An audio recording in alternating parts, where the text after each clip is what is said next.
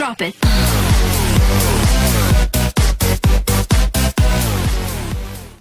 Sahabat Sonora, jumpa di Ruang Gizi. Dan tentunya kalau kita ngomongin gizi ya, tidak hanya di tengah pandemi COVID-19.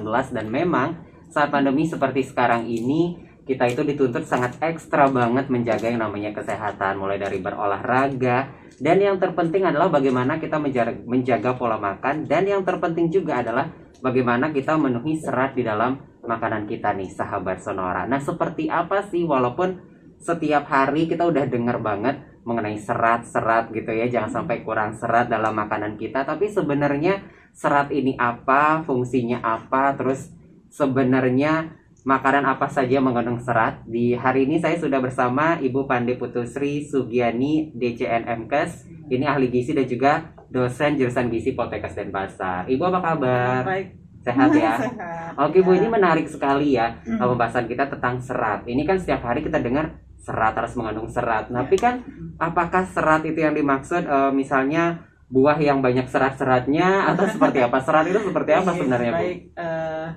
Kalau kita bicara di masa pandemi ini ya, jadi kita sering karena kurang gerak itu ya, kurang gerak, kemudian tidak boleh keluar ya, banyak yang akhirnya kita kalau bicara makanan suka online ya, makanannya nggak bisa memilih, jadi sering kurang sayur dan buah di situ. Nah, sayur dan buah ini mengandung serat. Nah, serat itu apa ya? Kalau kita bicara masalah serat, serat itu sebenarnya zat non gizi. Oh, zat non gizi. Ya, Oh. jadi dia bukan gizi. Oh. Ya, jadi serat itu adalah bagian daripada yang ada di dalam tumbuh-tumbuhan yang bisa dimakan, yang dibutuhkan oleh tubuh kita untuk membantu dalam proses pencernaan. Oh. Jadi untuk supaya peristaltik lambung kita itu bisa bekerja. Jadi dia merupakan bagian dari karbohidrat kompleks istilahnya ya. Jadi dia tidak bisa dicerna oleh tubuh kita dan tidak bisa diserap juga oleh tubuh kita.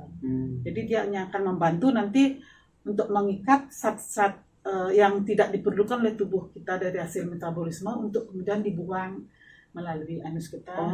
Jadi fungsinya mengikat gitu ya. Mengikat zat-zat yang tidak dibutuhkan oleh tubuh kita yang merupakan hasil metabolisme. Makanya ini serat ini sangat penting untuk mengikat zat-zat tidak berfungsi lagi ataupun tidak dibutuhkan untuk dikeluarkan. Ya. Jadi kalau kurang serat, zat-zat yang tidak penting itu tidak bisa dikeluarkan Tidak bisa gitu dikeluarkan, ya. dia akan berada di dalam tubuh kita. Dan itu mengganggu Ya, kita juga. mengganggu dan dia beredar di dalam tubuh kita. Misalnya kalau kolesterol gitu kan kita makan zat gizi yang berlebihan, terutama lemak.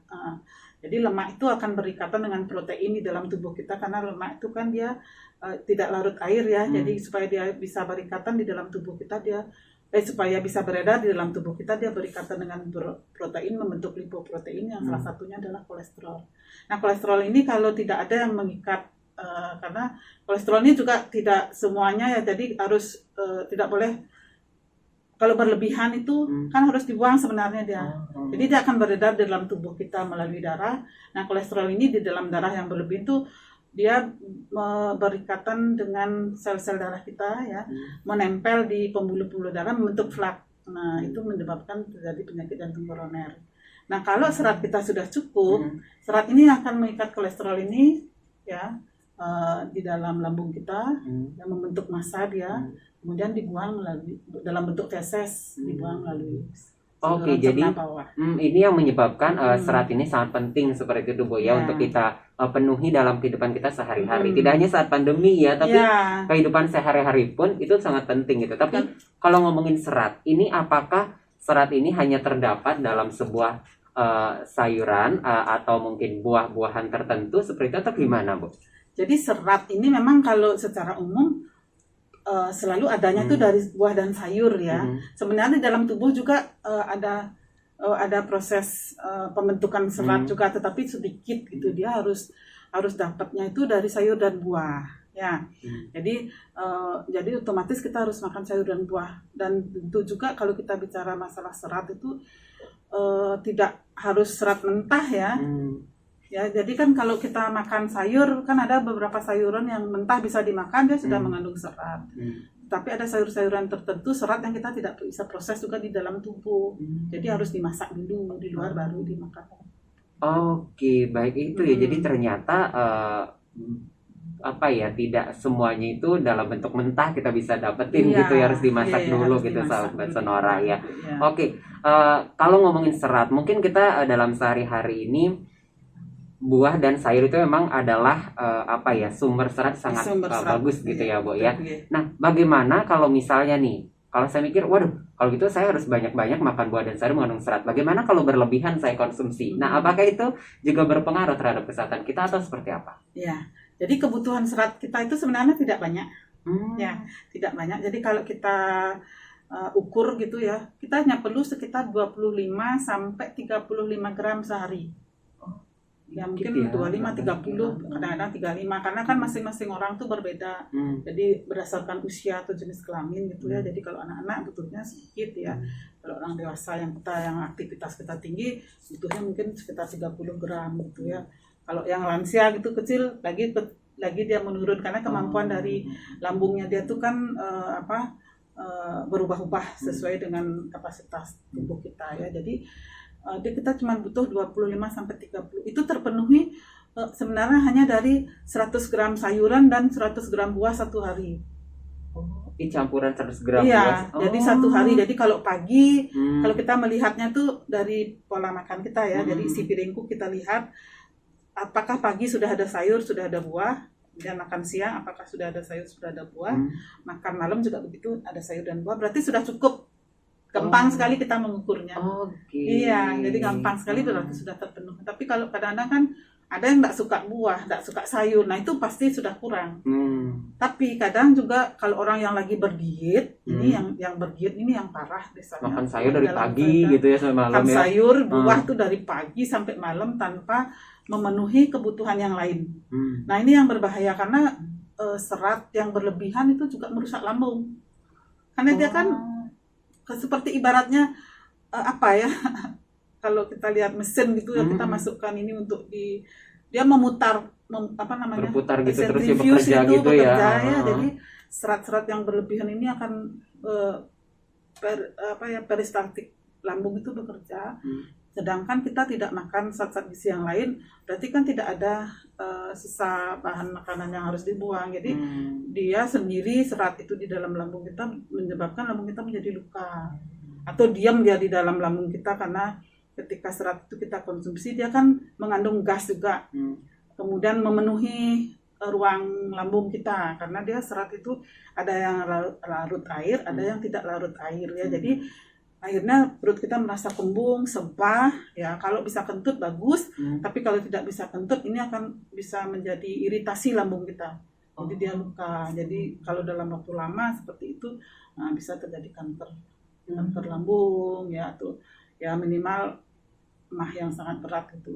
Jadi karena Gangguan di pencernaan. di pencernaan jadinya terutama ya, Bu, ya, karena memang fungsi dari serat itu berada kerjanya di pencernaan. Jadi ini memang penting serat, tapi ternyata dikonsumsi berlebihan pun itu mencelakai kita sendiri gitu ya, Bu ya. Dia juga serat itu menghambat penyerapan zat-zat gizi tertentu ya. Misalnya zinc gitu, kalau seratnya berlebihan sekarang masa pandemi kan kita perlu zinc. Ya, kalau banyak makan serat juga zinc yang sudah kita konsumsi yang juga sumbernya dari protein itu tidak bisa kita serap karena terlalu banyak serat.